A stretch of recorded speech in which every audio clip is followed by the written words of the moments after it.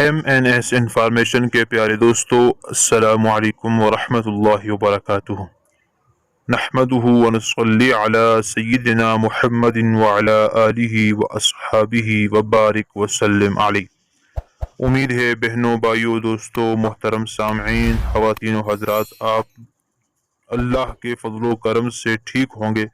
اللہ تعالیٰ آپ کو سلامت رکھے۔ ملا جیواں رحمۃ اللہ علیہ کی بڑی جائیداد تھی، وہ بڑی بلڈنگز کے مالک تھے، زرعی زمینوں کے مالک تھے، اور جیسے کوئی بڑا سیٹھ آدمی ہوتا ہے نا، ایسے ان کا حال تھا۔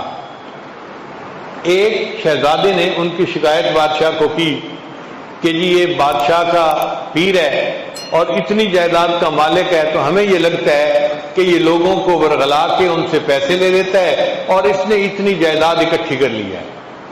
تو اورنگزیب عالمگیر نے فیصلہ کیا کہ میں ملا جیواں رحمۃ اللہ علیہ اگرچہ میرے استاد ہیں، مگر میں ان سے پوچھوں گا کہ یہ استاد آپ نے کیسے جو ہے وہ جائیداد بنا لی۔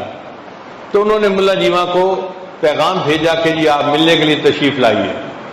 اب ملا جیواں رحمۃ اللہ دربار میں آئے، اورنگزیب عالمگیر نے اٹھ کر ان کا استقبال کیا، پاس بٹھایا، سلام کیا، محبت سے بات کی، اور یہ کہا جی کہ آپ مجھے یہ بتا دیجئے کہ آپ تو ایک فقیر آدمی ہیں، پڑھاتے ہیں طلباء کو، آپ اتنی جائیداد کے مالک کیسے بن گئے؟ تو ملا جیواں رحمۃ اللہ نے فرمایا کہ آپ کو یاد ہوگا میں پچھلی مرتبہ آپ کو ملنے کے لیے آیا تھا، آپ نے مجھے ایک چونی ہدیے میں دی تھی۔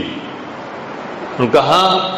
کہنے لگے وہ چونی میں نے جا کے اپنی بیوی کو دی تھی اور کہا تھا کہ اس کو کسی اچھے کام پہ لگا دو تاکہ اللہ ہمارے لیے رزق میں آسانی کر دے۔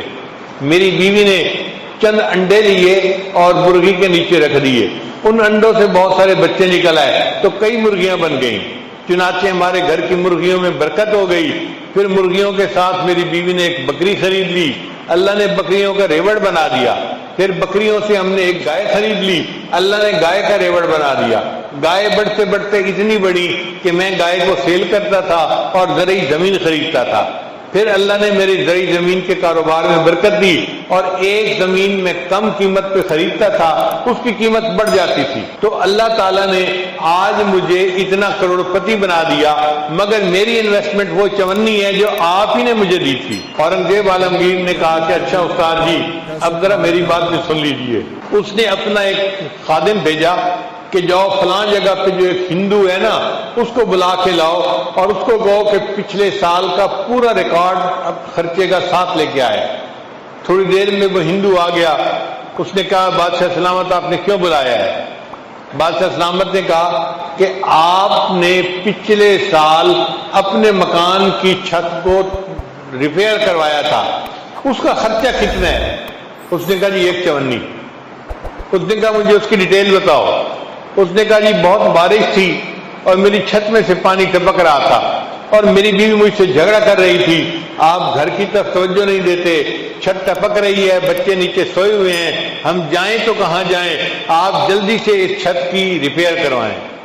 کہنے لگے اس بارش کے موسم میں وہ ہندو جو تھا وہ اپنے گھر کے باہر جھانک کر دیکھنے لگا کہ کوئی بندہ کام کرنے والا مل جائے، تو اس کو ایک نوجوان قریب ملا۔